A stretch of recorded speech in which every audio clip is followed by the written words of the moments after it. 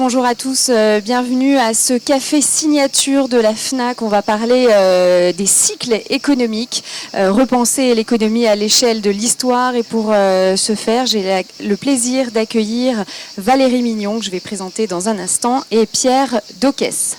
Merci d'être avec nous. Je suis Cynthia Ilouz, la fondatrice du média The Women's Voices, et nous sommes partenaires médias des rencontres économiques d'Aix. Et c'est donc à ce titre que j'ai le plaisir de présenter cette discussion.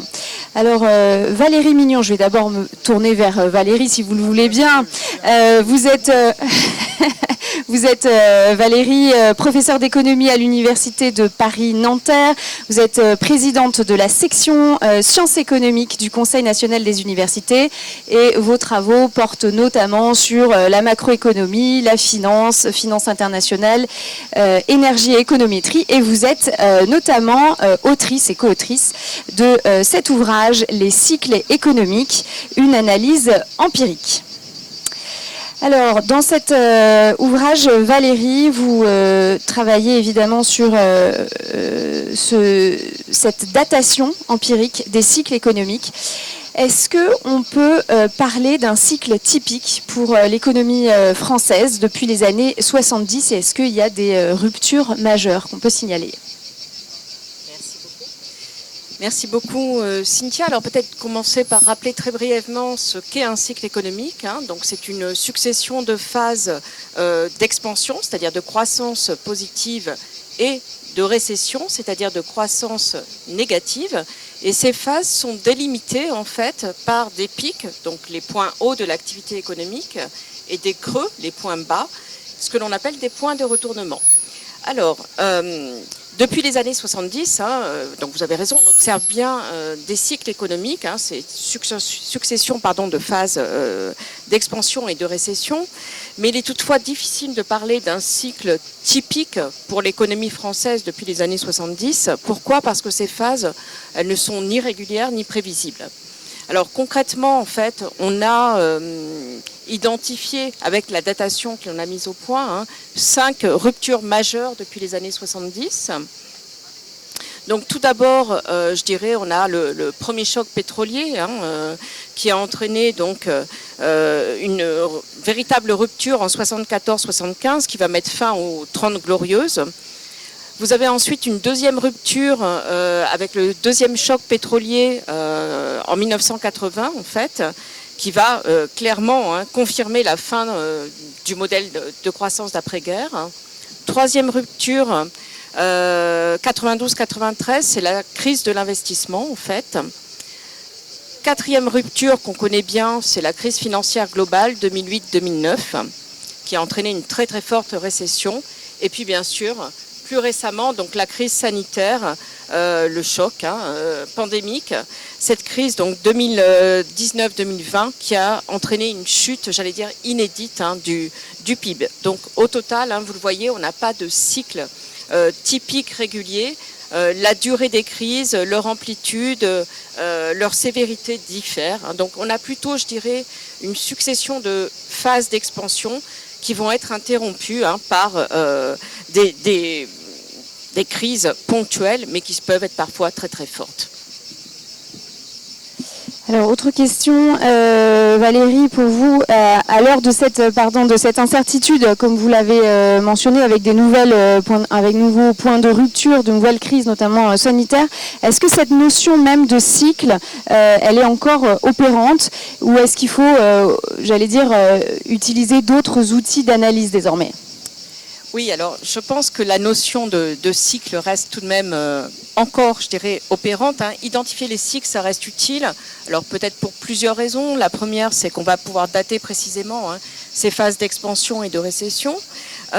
Deuxième raison, c'est que ça nous permet quand même de comparer les crises entre elles, de mesurer leur amplitude, leur durée et leur force, leur sévérité.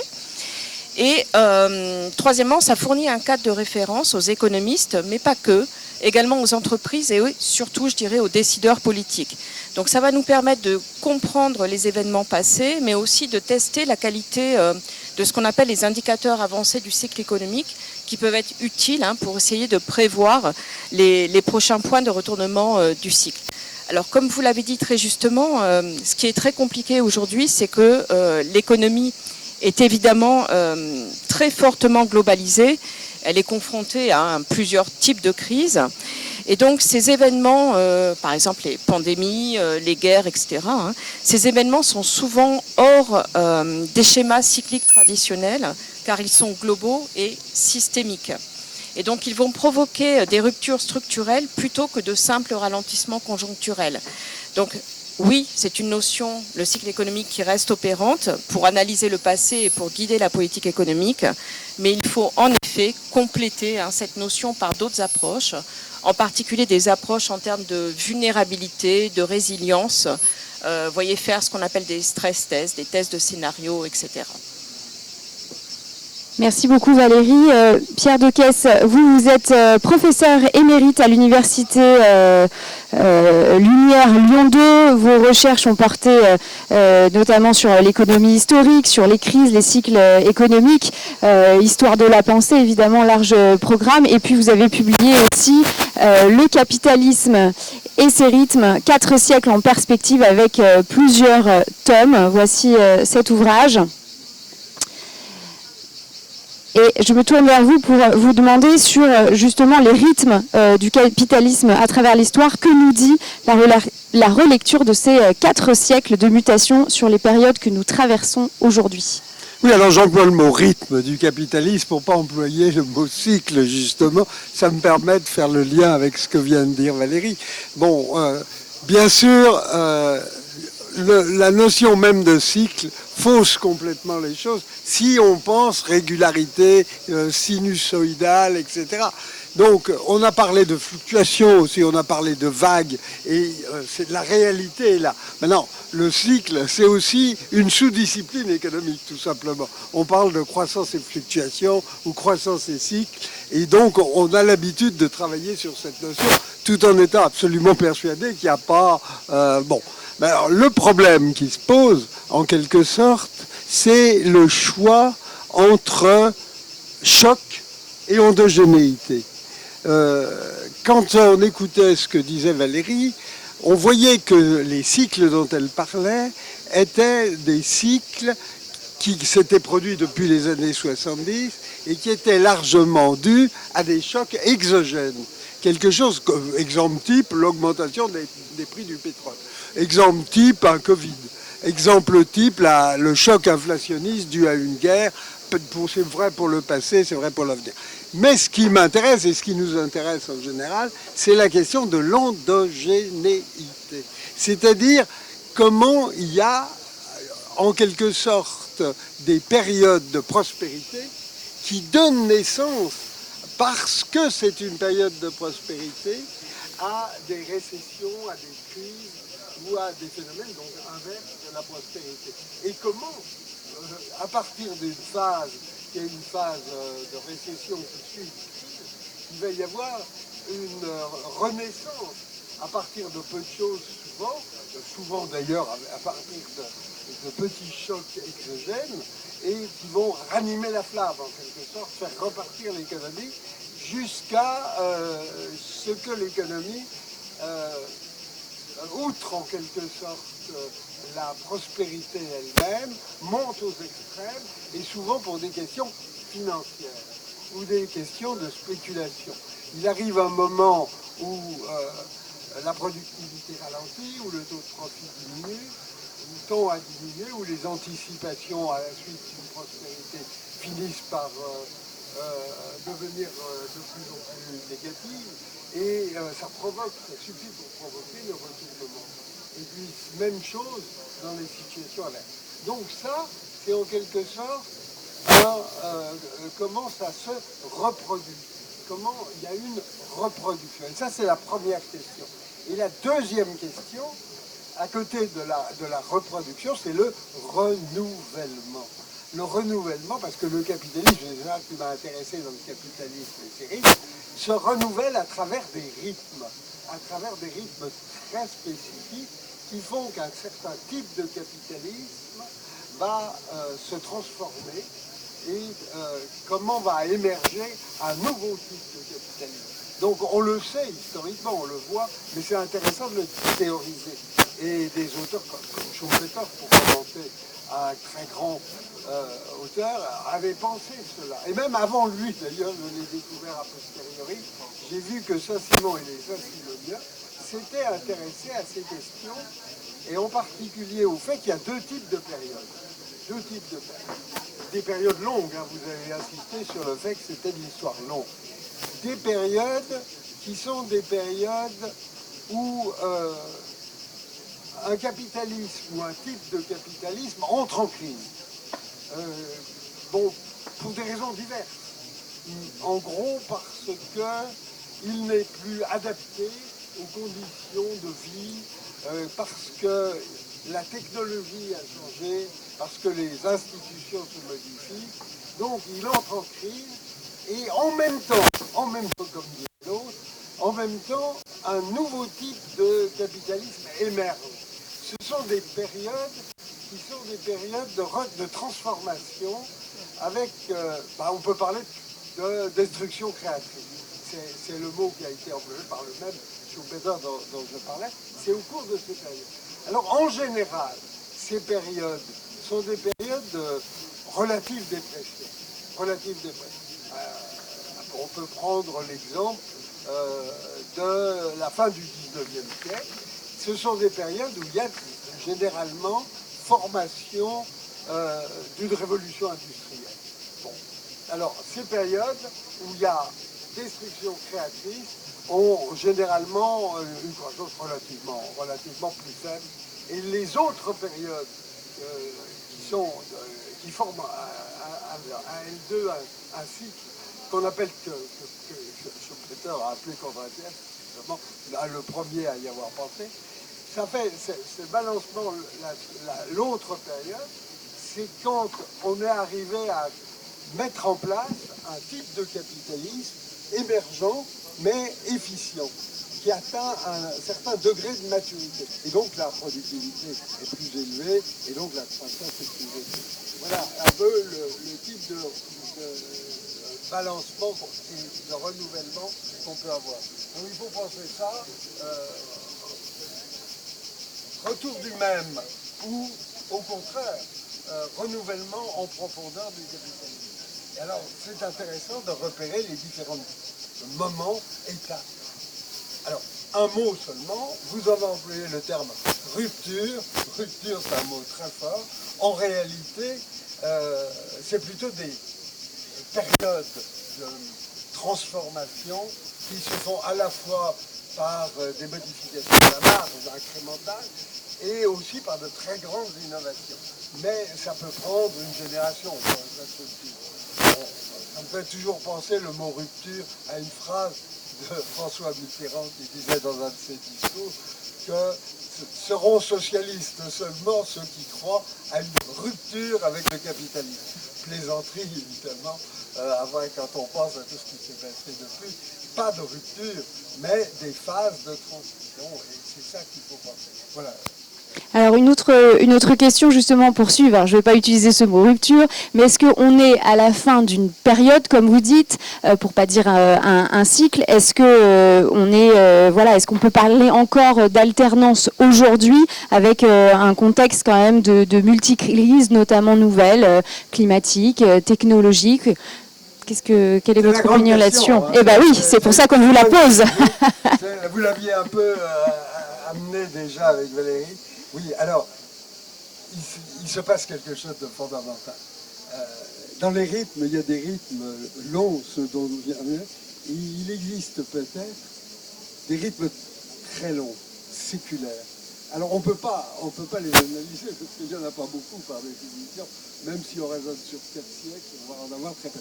Alors, je pense qu'on est dans une situation où des phénomènes, je dirais nouveaux, mais qui viennent de loin et qui vont loin, et qui prennent du temps, sont en train de faire une transformation extrêmement profonde du capitalisme et que nous vivons cette époque. Donc, nos anciennes notions sont en train de basculer, lentement, sans rupture, mais de basculer. Alors, je vois 3 phénomènes. Le premier phénomène, c'est la fin consommer maintenant de ce qu'on appelle la big wave, la grande vague de hausse de la productivité. À partir de la fin des années, de la fin du 19e siècle, pendant toute la première partie les 30 glorieuses, disons, plus les années 60-70, on a une phase où la croissance de la productivité est extrêmement élevée. Et le taux de croissance du PIB est énorme. Pour la France en particulier, on atteint des 5-6%. On est proche du Japon. Enfin, c'est incroyable par rapport à aujourd'hui où on est à 1% de croissance et où la productivité stagne et baisse. Donc cette vague énorme qui couvre les années 1870 jusqu'à nous, en quelque sorte, est épuisée. Alors il faut comprendre pourquoi, quelles révolutions industrielles ou justement post-industrielles se sont produites qui cassent la productivité. Immense sujet. Ça c'est le premier point. Mais j'en vois deux autres. Alors, les deux autres. Il y a d'abord la question du progrès, justement. La question du progrès. Bon, c'est une question qui émerge en quelque sorte et qui fait que le monde commence à se penser comme en progression avec le XVIIIe siècle, avec les Lumières. Alors évidemment, ça vient de beaucoup plus loin, il y a dès le XVIe, même à l'époque médiévale, mais c'est des cas isolés. Mais le grand mouvement de penser qu'on va vers le mieux, le progrès, etc., génération après génération, c'est les Lumières, et puis tout le XIXe siècle est progressif, et l'essentiel du XXe. Ça, alors, cette vague, elle n'est pas en train de se retourner, parce que le progrès technologique, le progrès scientifique, il est là. Mais il s'est passé quelque chose de fantastique qu'on n'a pas vu, parce qu'on ne l'a pas vu, sauf quelques grands penseurs oubliés. C'est que le progrès technique est devenu quelque chose qui peut tuer l'humanité, faire disparaître l'humanité. Et ça, c'est quelque chose qui a commencé à être pensé dans les années 50 avec des auteurs comme Jonas ou Anders, qui sont des penseurs allemands qui avaient été des disciples de Heidegger en particulier, et qui ont demandé la prudence avec les technologies pour l'un, Jonas, et pour l'autre, qui a été terrorisé par la question atomique en disant ça va faire disparaître l'humanité. Mais disparaître, il n'y aura plus rien. Et le pire, dit-il, non seulement il n'y aura plus rien, mais il n'y aura jamais eu rien. Parce qu'une fois l'humanité disparue, c'est le néant. Alors, ça a apparu, émergé dans les années 50, mais aujourd'hui, on le voit bien. On voit bien qu'il y a un risque que le progrès scientifique et technologique fasse changer l'humanité. Et ça a donné des idées folles comme le transhumanisme, dont on voit certains disciples à la Meuse, par exemple, qui montrent le danger.